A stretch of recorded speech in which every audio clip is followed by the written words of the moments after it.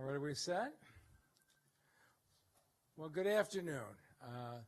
We had scheduled today an update to the community and a report on the first 3 quarters of this year and the city's crime rates and what we've done. And at 7:30 this morning, we had a teenager killed and another one shot. We had our 133rd homicide victim of the year. And while that's dramatically lower than we have seen, every single one is a painful loss of a member of this community. And it's a reminder to us why we have to keep doing what we're doing and making progress. What we're going to see is the full force of all the law enforcement resources here to make sure we get the shooters, in today's case, as we have been doing. Chief Bettison will take you through the numbers, but the collective efforts of these groups over the last few years have produced a reduction of 40% in homicides, 50% in shootings, and 67% in carjackings. But what we have been trying to do is instill a culture of accountability, both on the Detroit Police Department side and on the community side. When I started as mayor, we had a homicide clearance rate of less than 30%. We had a non-fatal shooting clearance rate of 15%. Now you think about that. 5 out of 6 people who shot somebody got away with it. And we were saying to the community that we don't value life when 5 out of 6 aren't investigated and aren't caught. But what you have seen over the years is all of these groups pulled together, and now the chief is running clearance rates well above 60% in all of those categories. But we have had to pull together challenge after challenge. We were making progress on a culture of accountability in the city, and then COVID hit, and the court shut down. And you had people charged with crimes who didn't have a trial for 2 to 3 years.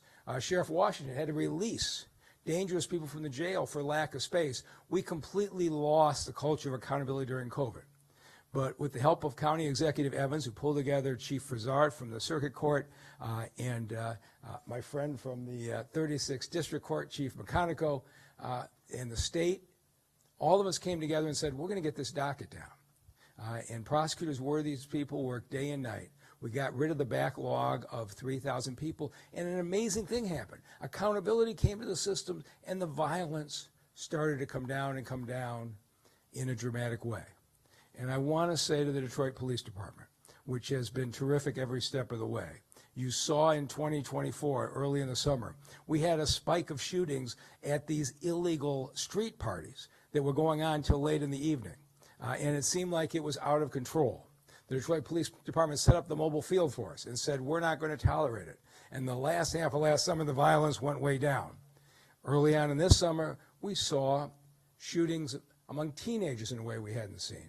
The Detroit Police Department came in with the curfew and with the partnerships of our CVI groups, which 2 years ago we took the most dangerous areas of the city and we went to groups who were trusted and said, we have to do more than arrest people. Let's get folks to sit down, work out their beats. Let's show them the education and job training programs. And now we'll take this culture from both sides. We'll show people positive developments as well as the consequences. And this summer, we had more resources than we've seen in all the times I've been here, back to the time I was prosecutor. Because the federal government weighed in. Prosecutor Worthy put prosecutors in 7 different precincts, which has helped raise the conviction rate on gun cases. But this year, the U.S. Attorney, for the first time in my lifetime, embedded federal prosecutors in 7 of our precincts to work the gun cases. And in exchange, Chief Bettison sent 2 of the top crime analysts out of DPD over to the U.S. Attorney's Office. Then the ATF and the DEA have dramatically ramped up efforts. Some of the gang violence came to a significant halt in August when we had a raid partnering with the sheriff and the prosecutor, but ATF and DEA and the feds went and hit 11 houses and took 43 illegal weapons out of suspected gang members' homes. And in the month of September, a month that usually is one of the most violent in the city, usually sees 20 to 25 homicides, we had 8. It's the lowest number we have on record. But each one of those 8 was a loss to this community. And so we wanted to come here. I wanted a day where I could say thank you to every one of these agencies for what you have done. When I was a prosecutor, all these groups fought with each other. Part of the time I was mayor, some of these groups fought with each other. But for the last 3 years, I know they go to the national conferences. You had an instance in a major city where a police officer shot the CVI member. There were that much hostility between them. We have a partnership between CVI and the police that's unlike any place in America. And I would say to the people of the city of Detroit, this doesn't happen in 1 year. This is a change in a culture of accountability that happens over years, but we've included in your numbers. Judge Frizard, come on up. You've been responsible for a lot of this. Is look at the carjacking numbers from 2013, and we have dropped 88% in carjackings. You go back to 2013, and there was a culture in this town, if you needed a few bucks, you stuck a gun in somebody's face and you stole their car. And nobody bothered to do anything about it. It seemed impossible. 15 carjackings a week in this city. And now we're down to less than 2 because we put in the green lights. We put in the real-time crime center. And all of the agencies here work together. And now there's a culture of accountability. People in this town know if you take a car, there's an extremely good chance that helicopters are going to track you and you're going to spend years in prison. We have changed this over time by getting people to make different decisions. And over time, we're going to get people to make different decisions on guns. It's already happening in the last 3 years in a remarkable way. And with that, I want to turn it over to the man who's been leading the effort, our great police chief, Todd Bettison.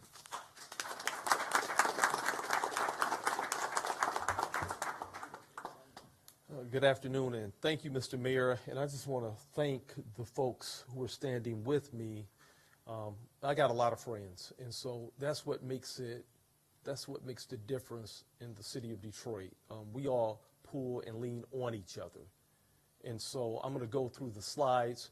As the mayor already stated, the third quarter, we look at our homicide numbers from 2022 to today, you see the percentage, 41% reduction in homicides. But look at the whole numbers. In 2022, we had 223 homicides. And you can see year after year with the trend going down, down, down. And that's been based off the hard work of law enforcement. It's been based off the hard work of everyone. City Council investing in ensuring that we have the resources that we need as a department. The phenomenal men and women of the Detroit Police Department working hard in each and every day. You know, it just doesn't get better when we lean on our technology, the shot spotter, license plate readers, just the Board of Police Commissioner when it comes to improving our policies. And so this is a collaborative effort between federal, between state, between local, and let's not forget our community, who we have an excellent relationship with. When you talk about police and community, it really is the unbeatable team. So as the police chief, I have to be the luckiest police chief in America because when I'm standing, I got all my friends standing behind me, and these are the type of results that we're delivering in Detroit, and we will continue on to push it down, down, down. And so the third quarter compared to 2024, and we're here at 2025 from January to September 30th, we're down 15% in homicides. And you can look at the whole number and see exactly what that means. But last year, we had historic lows, and so we're beating those trends. The next slide, which is even a bigger number, are non-fatal shootings. Just take a look at that. In 2022, we had 727 non-fatal shootings. That is a shooting where an individual got shot, but they actually survived. If you go down to 2025, we're at 366, which is a 50% reduction compared to 22, and a 22% reduction when you look at third quarter compared to the previous year. The men and women of the Detroit Police Department and this collaborative partnership that we have is paying results. And we're going to continue on because we're not waving the flag of success. There's much work to do, but the strategies, that we are implementing, what we are doing is working, but we're not going to stop. It's about continuous improvement, and so you will see us adding more, and my favorite word is A-N-D. We're going to do this and that and this and continue on until we get the violence in this city down to a level that we all agree that we're one of the safest big cities in America. The next slide, carjackings. This is what the mayor was speaking of. I remember even in the 90s, Mr. Mayor, they had to actually have a carjacking task force, and we had a unit called the carjacking task force in the 90s. But in the early 2000s, you go back to 2022, we had just an astronomical number of carjackings. Going back to 2013, but in 2022, it was 292 carjackings. In 2025 third quarter results, we're down to 64. We're talking about from 2022 to now a 67% reduction. And last year we had record numbers in lows in carjackings, and now we're down to 29%. This is the slide that I want you all to really take a look at, because it lets you know, Detroit, with what we're doing, what we can achieve. We broke the back of carjackings in the city of Detroit. In 13, look at that number right there, 537 carjackings. It was carjack city, but by being innovative, coming up with programs and utilizing technology such as green light and other technology as well. Today, in 2025, we have 64 carjackings and an 88% reduction. So I just want to let everyone know, thank you. I just want to let you know that with the partnership that we have, we're collaborative, and that's our pledge, to continue to be collaborative, to utilize every tool possible to make Detroit the safest big city in America, and I'm confident that we can get there. At this time, I'll bring up our U.S. SAC from the ATF, Mr. James Deere.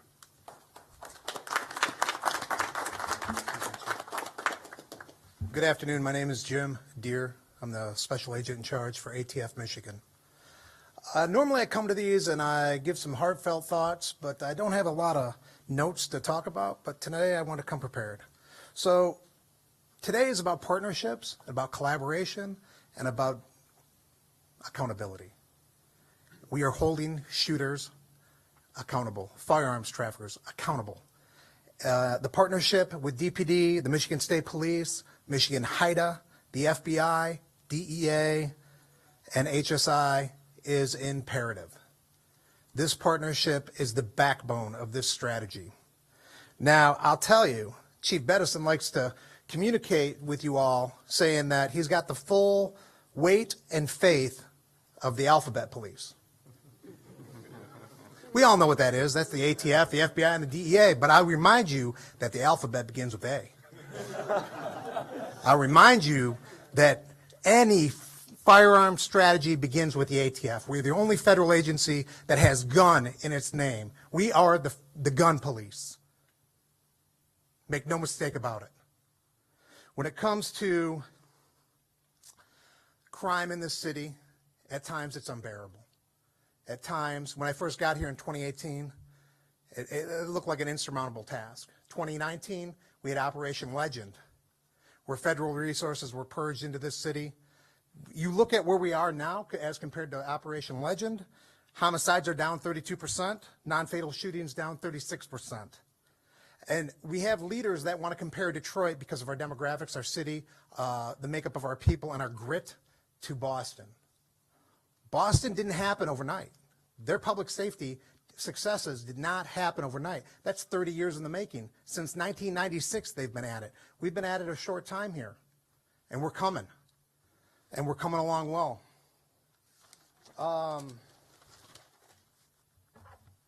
It is a widely established fact in academia and in law enforcement that a small percentage of the population commits a large percentage or a disproportionate amount of crime. And that is true here. So how do we identify this small faction? I'll tell you, I'll give you a little free lesson in police work, which normally we don't do. because there's no free lessons in police work.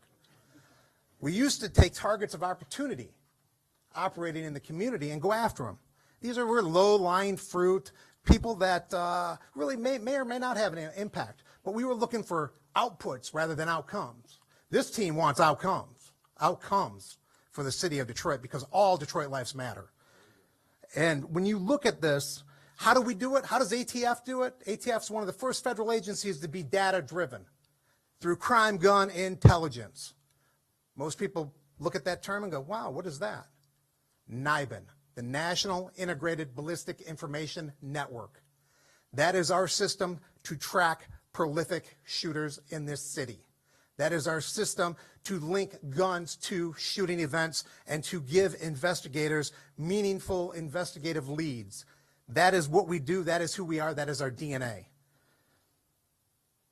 We've got a crime gun intelligence center that takes those leads, funnels them to our partners, the Detroit Police Department, to Michigan State Police, and whatnot, and across the state. Each shell casing left behind at one of these violent gun crime scenes, at a homicide or a non-fatal shooting, tells a tale, tells a story for us to follow. There's information to be garnered. So you probably are asking, well, what's ATF doing? What's their role in all this mess? ATF has got agents assigned to precincts across this city. Every precinct has ATF agents assigned as part of their area of responsibility. I have supervisors interfacing with the leaderships of those precincts to identify prolific shooters. My Crime Gun Intelligence Center reviews every gun arrest in this city. Last year, there was 2,551 that we reviewed. We're looking for links. We're looking for information, firearm trafficking patterns. We're asking the who, the why, the what, the how. And our partners with DPD have complemented this, and we complement them in their efforts to do the same thing citywide. Michigan State Police is right there with us, hand in hand, as well, statewide, doing the same thing. The work is immense, but the payoff is unbelievable if we get there. ShotSpotter. ShotSpotter is crime gun intelligence. ShotSpotter, the mayor made an incredible investment in this city and put his faith in the police department to do it right. There's a lot of communities out there that want to talk about ShotSpotter being this and that. ShotSpotter is a tool to identify gunfire. That's all it does. It's non-discriminate, except when machine guns are used. And machine guns are all too often being used in our community. You all look at me like, machine guns, what? We've got machine guns, conversion devices that are being sold from China to adolescents, to anybody across this country, and they're being used as weapons of mass destruction. So I'm going to use this platform today to brag about the work a little bit. So I called ATF National, Mr. Mayor, and I told them about the work we're doing, and they said, how can we help? How can we help and assist? And I said, I need some super crime dogs. That's what I need. I need crime dogs. That's what I need. Mr. Totten, Mr. Lennon, please come up here so I can introduce my two crime dogs.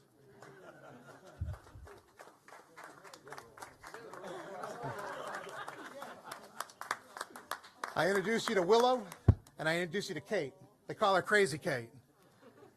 They're both explosive accelerant dogs. They sniff out shell casings left at violent shooting scenes.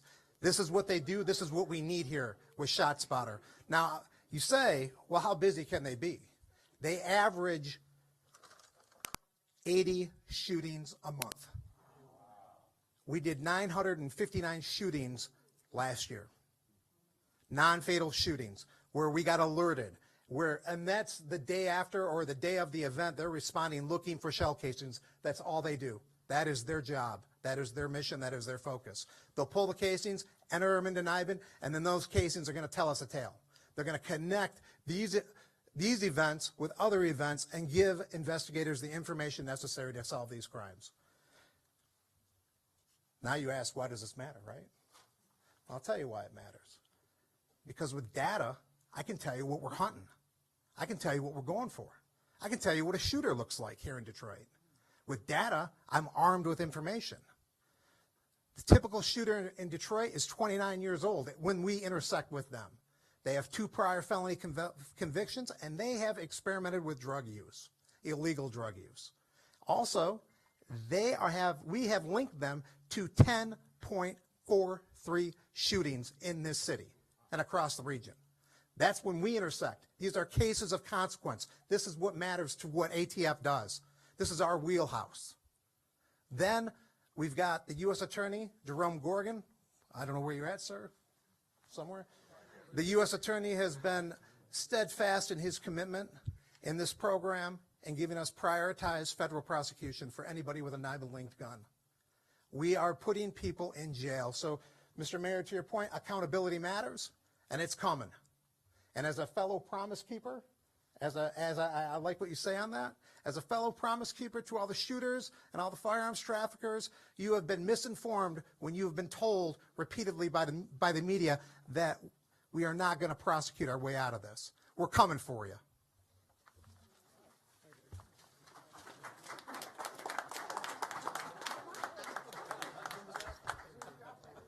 All right, that's going to be a hard act to follow right there. As I get ready to bring up Colonel James F. Grady of the Michigan State Police, who is also a friend and always there when I call. They're responsible for so much, and I definitely appreciate the extra air unit, the airship, the eyes in the sky. Colonel Grady. Good afternoon. Thank you, Chief Bettison. I appreciate the invite. An honor to be here, standing among so many great leaders here at the city of Detroit. You know, protecting communities is a top priority for the Michigan State Police. And in law enforcement, if you're going to do it right, as the theme has been collaboration, this is how you do it. The Michigan State Police is committed to working alongside our colleagues at the Detroit Police Department, and together with our federal partners and local partners to tackle crime and improve public safety outcomes in the city of Detroit and across our great state. With these results, it is clear and evident that through the crime statistics that have been announced today, you can expect to see the partnership between our agencies with the ongoing goal of improving public safety and traffic safety here for the residents in the city. As a law enforcement professional, I would also like to remind you that it should be a deep collaboration with our community members, faith and neighborhood organizations, and local businesses to build that trust that is needed, the transparency and the accountability. You need that. Otherwise, you don't get the numbers that you are seeing here today. By co-creating safety strategies, investing in our youth programs, and prioritizing de-escalation and data-informed policing, we can reduce violence and still uphold people's civil rights. A genuine partnership is rooted in open dialogue, and that takes place here. Accountability and shared responsibility. We will create a safer neighborhood and a more resilient city. Everyone, at the end of the day, they deserve to feel safe in their home, safe in their block, and on the roadways that they travel. So through this continued cooperation and the dedication among all of the agencies that you see here today, we will continue to work together for a more secure Detroit and, by extension, a more secure Michigan. Thank you for having me. Thank you, Colonel Grady. And at this point, I want to introduce the CEO of the County of Wayne, and who's really the architect of a collaboration, a partnership that has been supportive of the goal of reducing violent crime in the city of Detroit by pulling together all of us, prosecutors, the courts, etc., Wayne County Sheriff, and just being there, who was also a former chief of police of the Detroit Police Department and a former sheriff of the Wayne County Sheriff, my good friend, CEO Warren Evans.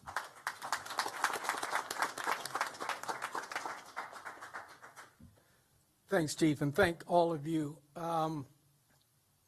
Couple things I think are important for people to understand. The collaboration here is huge, and particularly with the CBI group. So it's not just law enforcement collaborating, but it's law enforcement collaborating with community folk who are trying to help us do what the mayor talked about earlier, was get people to change their decision making. That decision making has got to change, and it's difficult when you're not a part of that community in a very solid way to be able to do that. If I were to design a criminal justice system, I don't think I could make it more complicated than the one we have. State level, federal level, bunch of agencies, prosecutors, U.S. attorneys, sheriffs, local county officials, it is almost designed to be difficult. Having said that, I want you to look at the people to my left and my right and say they broke that complication up by being able to partner with each other, by having long-standing relationships with each other. And I think part of it, too, is the having some criminal justice background has helped significantly. You know, the mayor was a prosecutor. You know, I had some law enforcement background. Todd Bettison's been with the police department forever. And I don't want to just single out certain people, but that's critical. And when you got a city council and a county commission that understand the priorities of making a city safe and understanding that their support is important, not just this support, but really putting their backs into supporting communities and supporting police officers and supporting prosecutors, even our U.S. attorney. I mean, he's a Detroiter. Many haven't been, but he is. He has a feel for this city. He has a feel for things that I think are important to all of us. And so rather than being windy and talking all day, I just want you to appreciate the strength and conviction of the people standing around here, because it's not one person show. It is a team effort. And the last thing I'll say is to show you that that's the case. When we compare numbers, we compare reductions from the year before. It's not all heaped in a bowl and then you try to find, you know, the best number you can at the end of the day. We are concerned with reducing the numbers substantially every year. And sometimes that means you change gears, because not one thing works all of the time. But the friendship and the seriousness of the folks here, we can sit down and chop it up and figure out what we're doing wrong, what we're doing right, and have the passion to continue to do it well. So thank you for the time. I appreciate being here.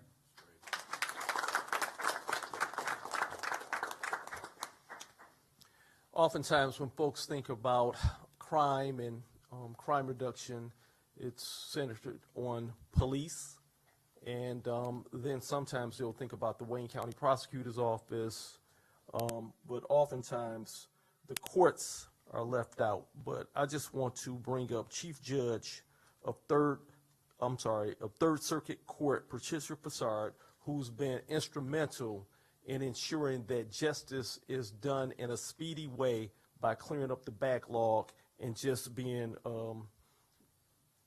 just phenomenal when it comes to running the court. So, Chief Judge Fassard.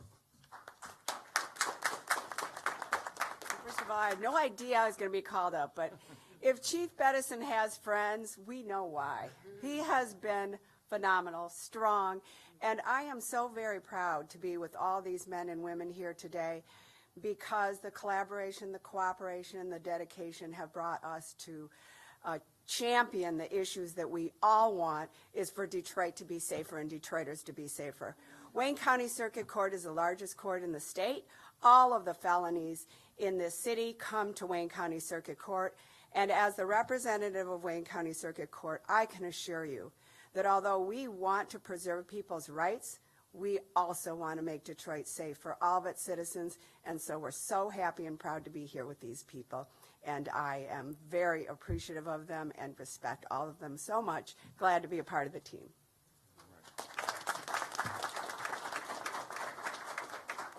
We also have another court in town. It's called 36th District Court. And I think that's one of the busiest district courts in the country. And so your chief judge of 36th District Court, William C. McConaughey. As Chief Rizar stated, I didn't know I was speaking either, but I'll say something very brief. From the first time that Sheriff, taking you back to being Sheriff, Executive Warren Evans and Mayor Duggan brought us together, we met and we said that we were going to have trust in the room, and the only thing that we were going to do was try to have an equal justice system and protect our citizens. While we have law enforcement here, courts were impartial. And what our job was to do was to set up a system that was efficient. And I just want to give you just an example of how our courts stay nimble. This summer, at the beginning, as the mayor was stating, there were some block parties. There were juveniles that were at parties at 3 a.m. where there were shootings. And there was a thought that we need to impose a curfew and that there needed to have some accountability. The Detroit City Council passed an ordinance after a lot of deliberation to work not only for a curfew, but for accountability for the parents who were not supervising their children. There was a lot of discussion about whether they were going to criminalize citizens who were innocent and we were going to have some sort of mass incarceration. But I met with the members of the City Council. We talked, and I assured them that our judges would make sure these cases were prioritized, which we have, but also that if there was a parent that was not supervising their kids, that we were not looking to incarcerate them, but that we had resources, parental classes, different things that can bring certain accountability. And what the court is going to do today and is going to do in the future, if there's something that happens that we have to shift resources, when there was a gun backlog, and from our meeting, I created a gun docket to make sure that gun cases were prioritized, and there was a judge that only handled gun cases. When we needed to do this with the ordinance dealing with curfews, the curfew part with the juveniles would be handled by Wayne Circuit, and we were going to take care of the parents. Priority was given. And so if there is something that can bring efficiency and justice in our city, our court, 36th District Court, will be efficient, and we will change resources, and we are going to make sure that the community knows that we're doing it for the benefit of the city. And so I thank this group of people, the trust that we've built between us, and the mayor is right. I go back, I was a state representative 25 years ago. You couldn't get state reps to meet with city council members, more or less meet with the mayor, to bring a police chief, a judge together. It didn't happen. We were all in silos. But if you look here now, that's why the crime stats are different. That's why there's trust in the courts, trust in the juvenile system. And it's because of the work of the men and women behind us right now. And I say 36th District Court is going to stand to be the best district court, not only in the state of Michigan, but in the country. Thank you.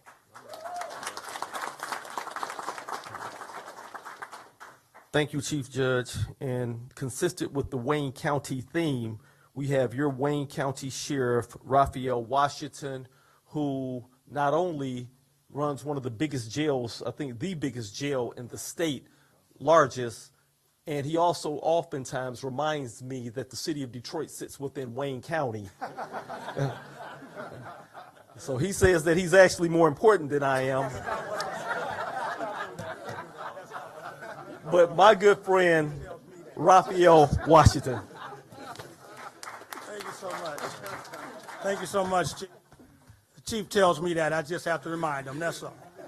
However, we're talking about collaboration today, and I just want to let you all know how we, at the Wayne County Sheriff's Office, gets that done with the Detroit Police Department. So this summer, we provided our assistance to a range of precincts, including the 2nd precinct throughout the other precincts to the 12th precinct with the Detroit Police Department. The Wayne County Sheriff's Office was responsible for conducting 761 traffic stops in these areas.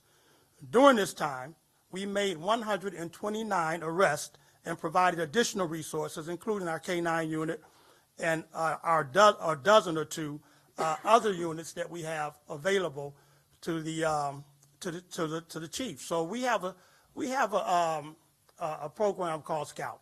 It's Sheriff's Community Organized Urban Team. And what we do is go out every single Thursday during the summer and deal with quality of life issues, because we feel if we can take some of those, if we could attack some of those issues, then it will distract and take away the major issues that respond to that after those quality of life issues have been committed. So we've been doing that, and we're proud of doing that because, again, it does, in fact, work when other people see other agencies out with Detroit Police Department dealing with issues, quality of life issues, morality issues, speeders, drifters, things like that that turn into major crimes.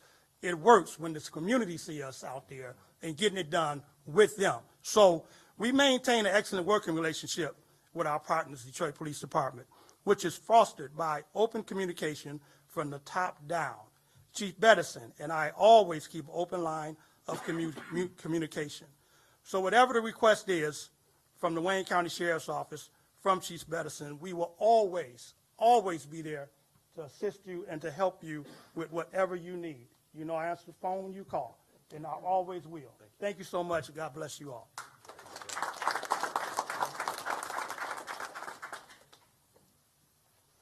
The next person that I'm about to bring up is very, very special and represents the Detroit City Council as the council president.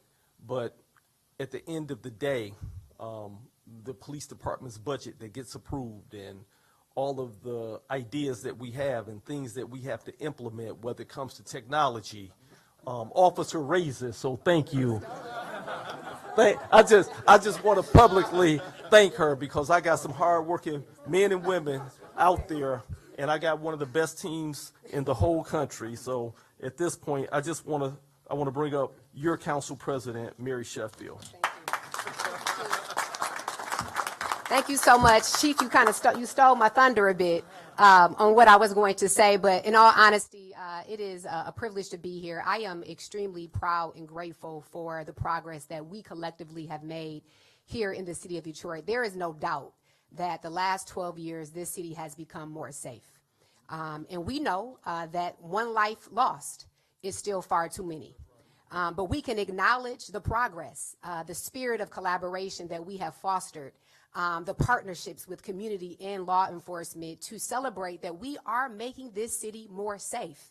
And it takes strong leadership on every level to do that. And so I am here proud, starting council in 2012 and seeing the growth and the progress of this collaboration come to play is something that we all should be proud of. I also want to say that I want to thank DPD, our chief, our mayor, our federal agencies, our state agencies, the courts, and our CVI groups for the tremendous amount of work that they're doing day in and day out. City Council, Councilmember Young and Councilmember Bettison are here today. We stand as a partner in the collaborative effort that has been fostered here in the city of Detroit. As was mentioned, council is the entity that approves the contracts. We approve the technology, the resources, the laws that are put in place that give the police department the tools and the resources for them to be effective. But we also, as a council, have really been driving the fact that not only do we want to foster a change in behavior and accountability, we also want to push for opportunities. And while we definitely support our DPD in their efforts, we also must continue to address the social issues. And this council has been steadfast in improving programs like Jumpstart, that Member Young sponsored, Skills for Life, Earn to Learn. We also have been pushing to open and expand our rec centers for later hours, all in partnership to address a holistic approach to how we address violence in the city of Detroit. And so I just want to say I am grateful that we are all coming together. We are saving lives. We are making this city more safe. We know that there's still more work to do, but we have made a tremendous amount of progress. We believe, I just wanted to mention the chief. I see him out doing his walk a mile Wednesday. To have our chief boots on the ground, walking up to doors, talking to our young people, connecting them with resources, I think is so key. I also had the privilege of attending the CVI basketball league that was started. And we have parents in our youth coming together in areas where oftentimes they're not even talking.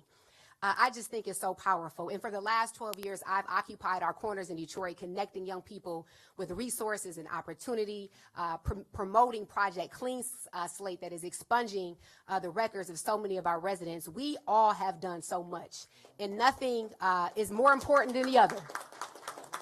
Big or small, it all contributes to the progress that we've seen today. And so I believe that the foundation of any community is public safety.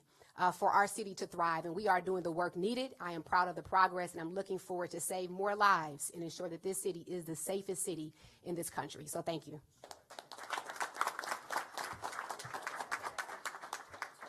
We have two more speakers at this particular point. I do have another boss as well. I have the Board of Police Commissioners, and so I want to bring up Vice Chair Commissioner Darrell Woods to say a few remarks.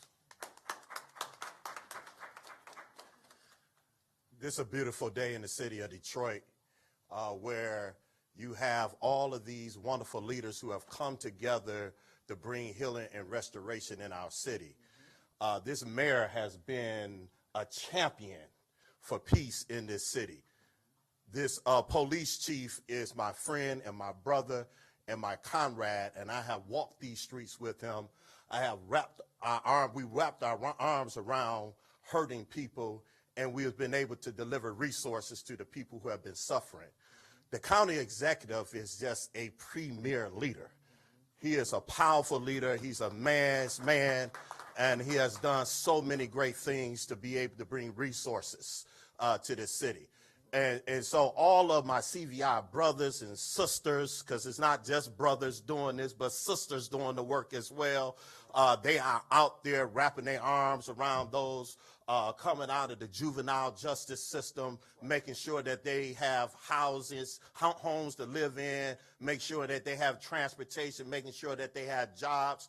These children in our community don't want to know how much you know until they know how much you care, and this is the caring team right here, right in this place right now, and we're going to continue to spread the love in the city of Detroit, because we are one Detroit, we are unified, and I want to take my hat off to the federal partners who has been exemplary to be able to bring resources and letting folks know that you would not get away with the crunch, because the crunch will always give you away. That might go over your head, but you can't get away. So put down the guns and continue, because we're going to do better than Boston. We're going to do better with Boston, because we have a team back here who's going to work very, very hard to make sure that happen. And so we are glad, as the Board of Police Commission, that we do have our Commissioner Willie Burton is here, and Commissioner Tamara Smith here. We have approved technology. We have approved technology to make sure that this department has the resources and the tools that it needs to be able to continue to drive crime down.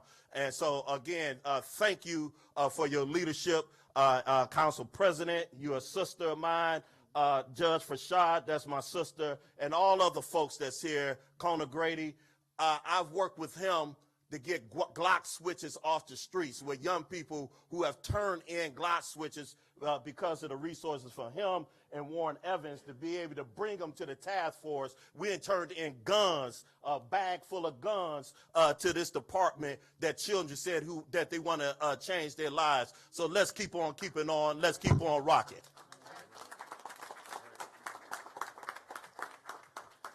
And now we're to our last speaker, and then we'll open it up for questions. But when it comes to the community violence intervention groups, you've all seen the data, you've heard, but I'm telling you that they interrupt and prevent violence before it happens. But when violence does happen, oftentimes it's a spirit of retaliation, and so they get in to interrupt and break down that cycle of violence, and it's been working tremendously here in the city of Detroit. And so at this point, I would like to bring up DeJuan Zoe Kennedy from Force Detroit.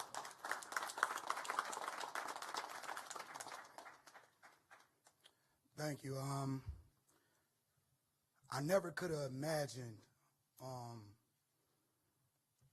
this day. where we drastically reducing fatal and non-fatal shootings. We've been talking, our elected officials, mayor's office, city council, DPD, about being a model. But we exemplify what public safety looks like. Across the country, you don't see this. You don't see community dealing with law enforcement. You don't see elected officials supporting and committing to what community needs. Let me tell you a few things that have been a result of this commitment. We have changed policy in the schools where individuals with backgrounds can go inside the schools. We have changed policy on a state level where it's funding for CVI in schools. We have changed policy. We have set up offices, and we also have advocated for public safety for our law enforcement. But it's not done yet because we need sustainable funding. We have had a historical reduction last year, 203 homicides, which was too many. Now we're at 130. That says something. It's a lot going on with a few years with this stuff in place. I want to give thanks ultimately, well, first and foremost, to the community. That's right. Because it's a trust thing. That's right. Right? And it's layers to that. And the reason why we move and how we moving with this community-based violence intervention, with these community-based solutions, because we trust our elected officials and our chief. He on the ground. Our city is loved, and that's what y'all should see when you see all these people standing here together. Accountability comes with love, that's right, but support comes with it as well. That's right. We are here to support. We are here to make sure you stay in your homes and not wind up in a cell. We are here to make sure you stay up in your homes and not wind up in a casket. Come on now. Don't nobody want to see that. That's right. And it's not right. It has been support. We have way more to fight for. But it is support for our communities to have an alternative to a destructive lifestyle. And I just want to thank everyone up here for allowing community the opportunity to establish ourselves in a way that's beyond legitimacy. Beyond legitimacy. That's right. We've been legit. We've been legitimate community leaders. But this is beyond legitimacy because it's supported. I often say, before it was a fire department, it was a bunch of community members riding around with water, putting out fire. Right? And that's what community-based violence intervention is. And we will exemplify that, and we will become the model across the nation. They will come to the city to see what we've done. Because just as it's community violence, it is political violence. And I think that our elected officials exemplify what it looks like for politics and community and law enforcement to coexist and execute in a real fashion of public safety in the trust of the community. So I thank you all. Thank you all for the opportunity. We won't let y'all down.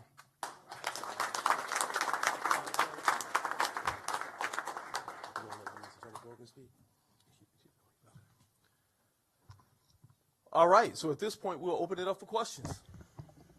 To the council president, I got your email this morning from you and Fred about all of the activities going on in the city, which is great.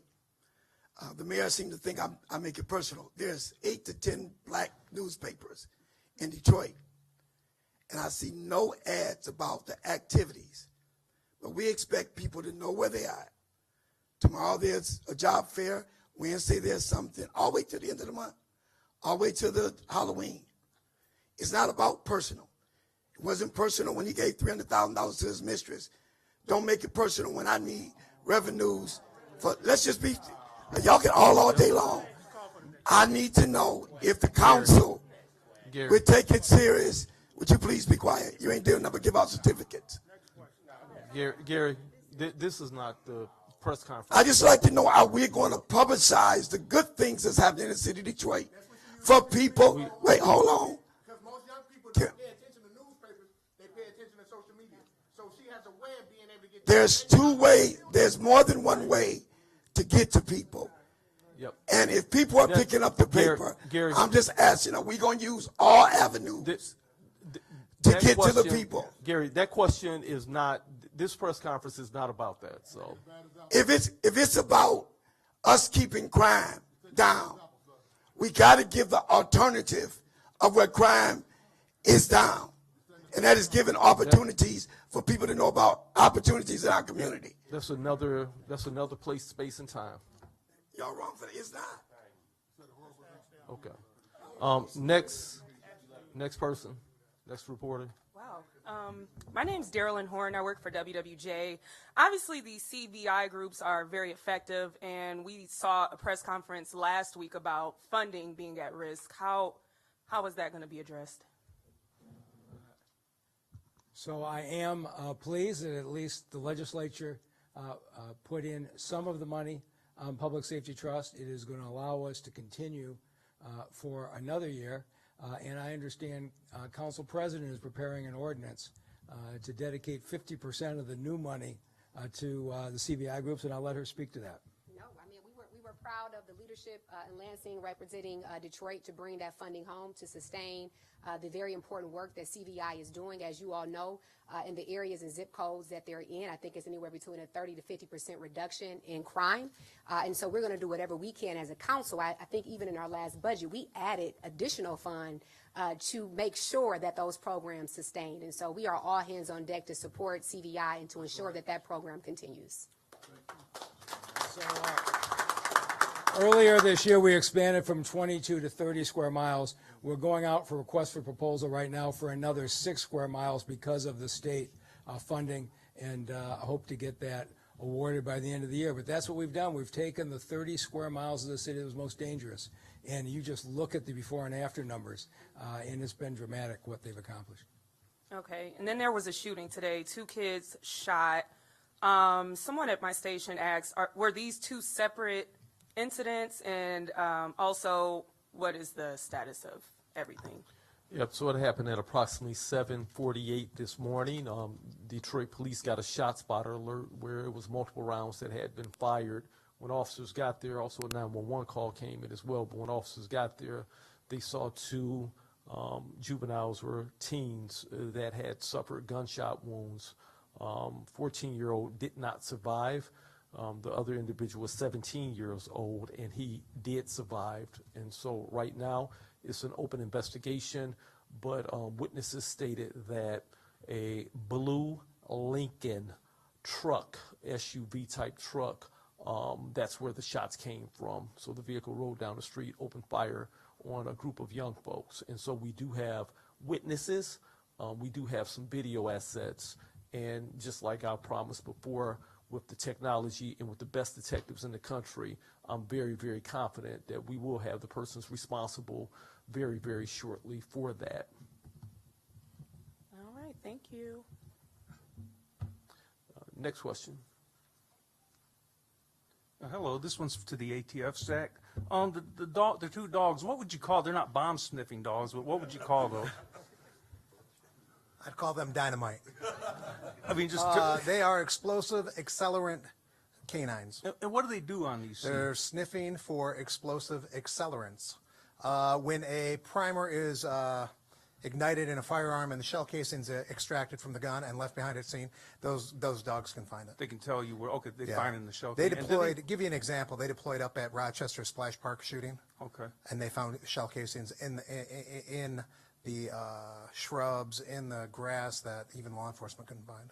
And they confined to the Detroit SAC, or do they work across the country? Or they work for me. Just in this area? Those 2 pooches do. Okay, so now you said last year there were 959 times that they went out to non-fatal shootings. According to DPD's numbers, there were only 469 up to the 3rd quarter.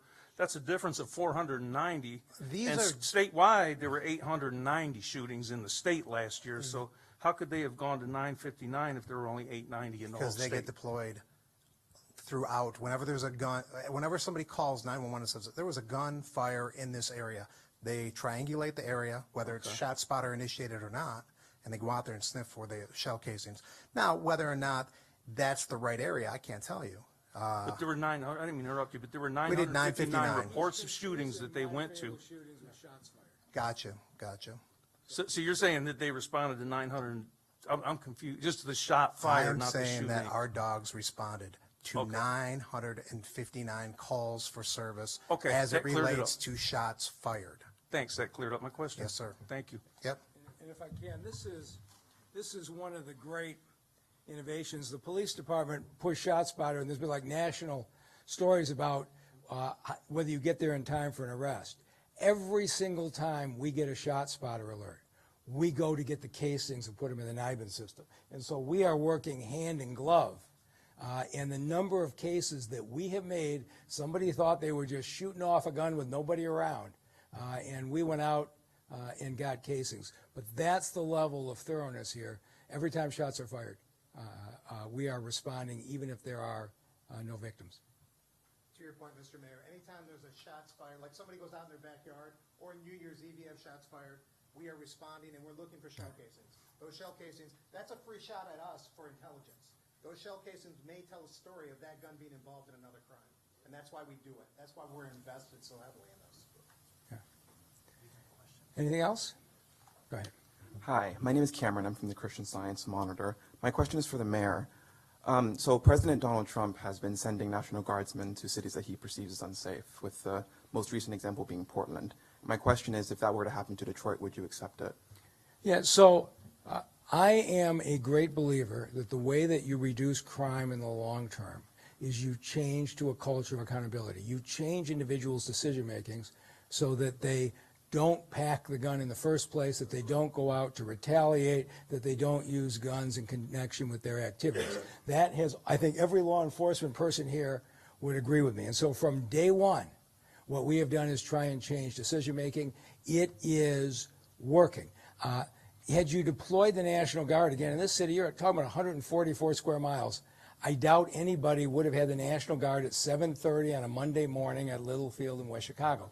That's not a practical way to do it, but I can assure you that right now our CVI groups are figuring out who might be looking to retaliate against somebody and intervening. What we are doing is working. Police departments from across the country are coming to see the record crime drops and adopt our strategy. And what we have seen in the last 6 months from the federal government in the stepped-up ATF, U.S. Attorney, DEA resources, I would welcome more of that because that's what we need to bring down the violence long-term. So to be clear, you would welcome federal agencies such as the ATF, but not necessarily the National Guard? I would welcome more of the support we're getting. U.S. Attorney, ATF, DEA backing up Detroit Police and the CVI groups. It is, and the point is, it's working. All you have to do is look and say, there are places in the country where different agencies are tearing each other up. You won't find too many places where you are community activists and all your law enforcement are standing together in one place, and the people who benefit are the residents of the city of Detroit. Okay. Thank you. Just help me out with some numbers if I could. I see here that there are about 203 homicides in 2024, the fewest since 1965. Numbers are going down, great. But there were about 1 million more people in 2006 than the 1965. So my question is, if you just did the per homicide per population, it would seem that we were safer back in 1965 than we are today. So, Mayor, how are we safer today? I'm not debating 65, but the homicides are down 40% from 2022. Okay, let's talk about what everybody's experiencing. The shootings are down 50% from 2022, and the U.S. Census Bureau finally figured out the population has gone up. So we're making progress on the census side. So I'd say this city is dramatically safer than it has been just a few years ago. And if this group sticks together, it is going to be dramatically safer a few years from now.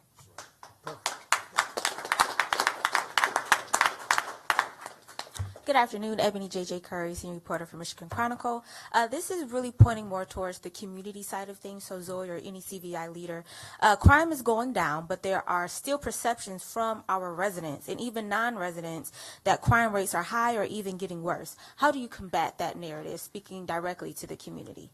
Well, like I said, the commitment and the cohesion, it's another thing. We have to thank our media. Our media highlights the things we do. We have to thank our city. Our city highlights the things we do. Of course, it's going to be more attention on harm because it's alerting. But when you look at some of the things that's going on, the basketball league that has been created, the advocacy wins, the relationships, the partnerships, you're not going to have media running out to see that you just moved the family into a home, or that you just fed a family, or that you just made sure someone got their GED. It's more attention, or it's more sensationalism around homicides and shootings. So we combat that by owning our narrative, putting out more stories, making sure that we partner with the city of Detroit to be on their page to highlight some of the work that's being done. But when a person is harmed, you got to know that that's going to hit a little harder than it will when a person is being helped. Absolutely. Can I add something to that? Chief Bettison called me a couple weeks ago on a Saturday night. If you want to hear a story, looking that 3 children were in grave danger, their mental health issues of an adult, they were not to be seen, they had not been in school, and there wasn't enough information for a warrant. By spending a lot of time together, collaborating and cooperating and looking at what we could do, he moved with his people and our cooperation to move forward and save those children from harm without any arrests or any violence whatsoever. That's the kind of stories that should be written about. Also, going forward, I'm about to get out of the way. Going forward, we are coordinating with a PR firm for all of the CVI groups to start reaching out to media to highlight our stories. So you can reach out after this and we can get contacts, but we do want to make sure that we own our narrative as it relates to community violence intervention. So we have a PR firm. The PR firm is for our CVI partners, and we will be highlighting some of the stories in the city going forward. Well, I like to speak as a CVI group. Some people that has not really been represented, but I want to speak just from them, from ears to the ground. We know about boots on the ground. Let's discuss ears to the ground. What I want to say is that we have youth that have been coming to us, to the groups, to these agencies, and they are thankful for these agencies. They feel safer.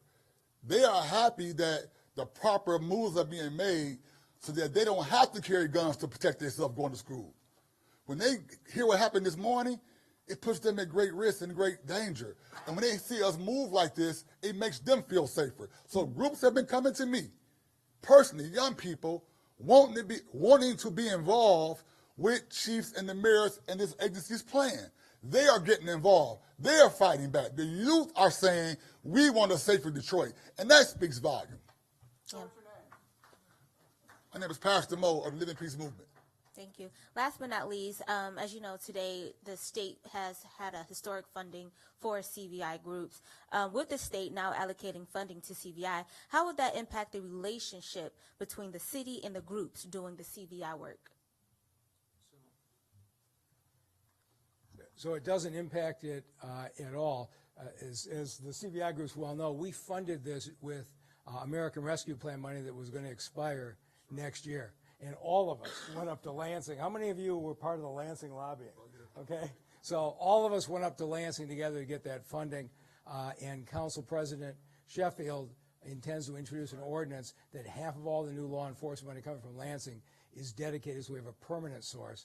So I think I mentioned before, we just expanded from 22 to 30 miles earlier this year. We're going to expand from 30 miles to 36 miles with this new funding, but it will be let by the city of Detroit to the CVI group's structure, just as we have today. It just allows us to expand. Thank you. All right, thank you all very much. Okay.